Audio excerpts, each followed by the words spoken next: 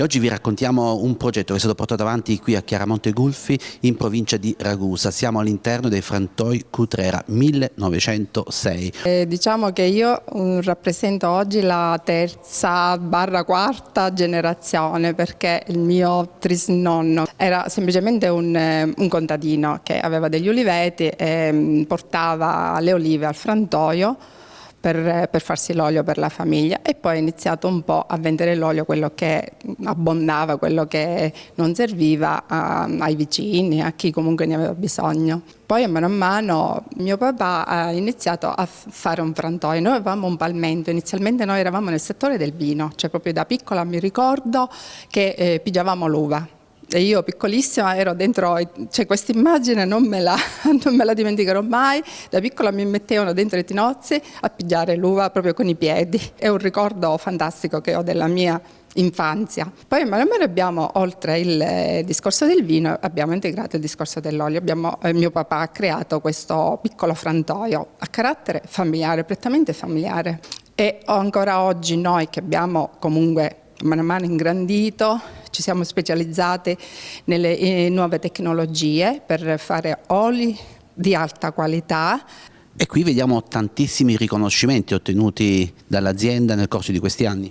Sì, noi è da circa 20 anni che abbiamo iniziato a commercializzare l'olio della zona. Abbiamo iniziato proprio con l'olio tipico della zona, che proviene dalla varietà tipica, la tonda iblea, che viene chiamata diciamo volgarmente, viene chiamata cetrale. Noi abbiamo capito che aveva delle caratteristiche particolari, degli aromi, dei profumi e anche delle proprietà particolari che abbiamo fatto conoscere piano piano al mondo intero e che hanno apprezzato. E oggi, diciamo, rappresenta il nostro fiore dell'attività dell'azienda. Il nostro olio viene chiamato primo, proprio primo perché è stata la prima DOP Monti Blei, siamo stati i primi pionieri, e anche perché è stato proprio il primo olio che abbiamo messo in bottiglia e fatto conoscere al mondo. E ancora oggi è il nostro cavallo di battaglia, diciamo così, il nostro fiore. Da qualche anno avete rinnovato l'azienda, avete rinnovato anche il frantoio. Diciamo che quasi ogni anno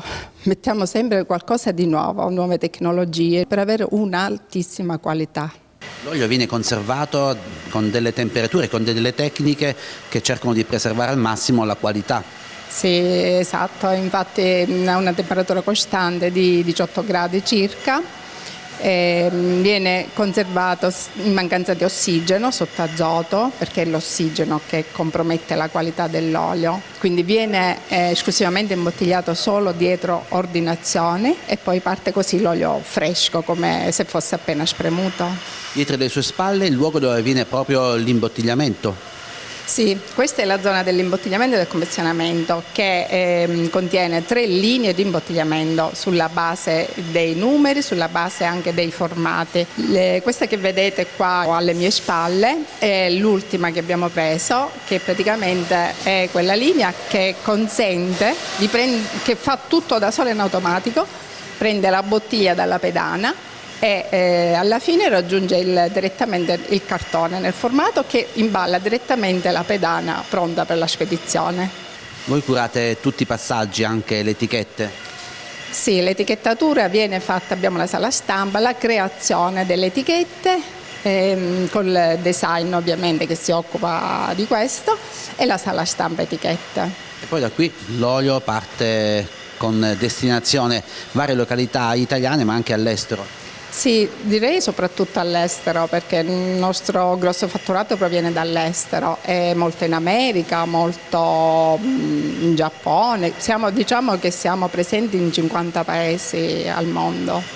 Voi guardate tanto alla sostenibilità? Intanto, per quanto riguarda i sottoprodotti, cerchiamo di riciclare sia le acque di vegetazione che vengono dedicate allo spandimento su terreno, quindi vengono utilizzate per l'irrigazione. Poi per quanto riguarda, produciamo il nocciolino, che sarebbe l'ossicino dell'olivo, e questo viene utilizzato per le caldaie, per le stufe. Noi per esempio a casa abbiamo le caldaie a Sanza e quindi produciamo e consumiamo nel risparmio assoluto. E dall'olio d'oliva alle conserve avete ampliato le vostre attività? Sì, diciamo soprattutto dietro richiesta dei clienti che visto che facevamo un olio ottimo, buono e hanno richiesto anche altri prodotti. Noi abbiamo iniziato da qualche anno, esattamente dal 2015, quindi già sono 10 anni adesso, e abbiamo iniziato proprio con i prodotti tipici, prodotti nostri da fare conoscere, del territorio da fare conoscere con il nostro olio.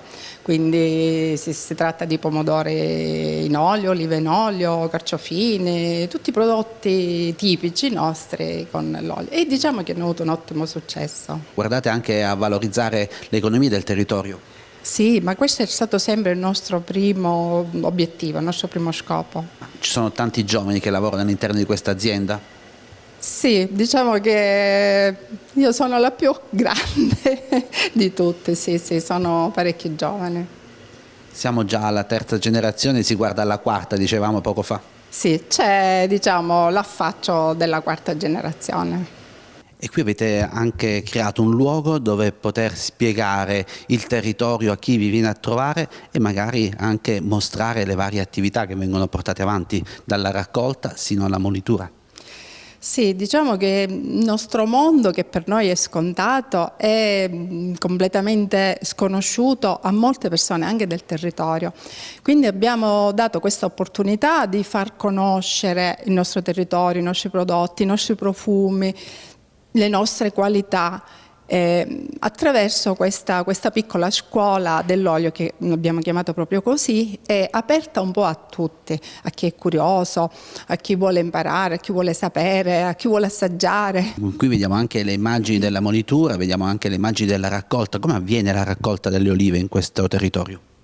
Penso come un po' in tutta la Sicilia la raccolta viene effettuata prettamente a mano, ma in maniera particolare con i nostri uliveti.